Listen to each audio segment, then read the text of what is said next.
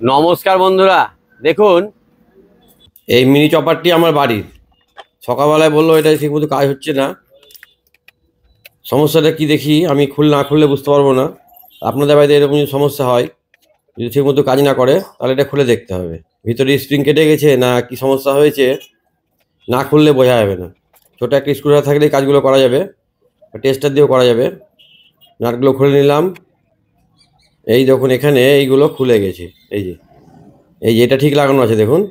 আর এই দুটো খুলে সাইডে চলে গেছে। এই দেখুন কীভাবে থাকবে, যেভাবে এইটা ছিল সেভাবে এই তিনটে একই রকমভাবে থাকবে। এই দেখুন এই যেটা যেরকম ছিল এই দুটো কিন্তু ঠিক সেরকমভাবে লাগিয়ে দিলাম।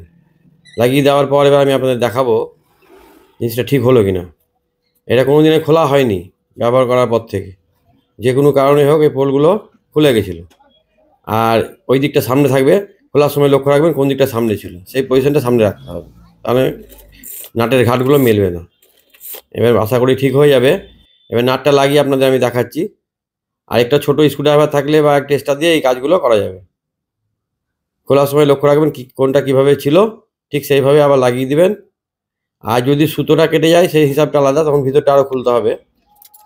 এক্ষেত্রে সুতো খোলা কাটেনি বা সুতোর কোনো সমস্যা হয়নি। এটার ওই পোলগুলো খুলে গেছিলো, সেই রকম সমস্যা হলে আপনারা এভাবে করে নিতে পারবেন। সকলে ভালো থাকবেন, সুস্থ থাকবেন। শেষ করলাম।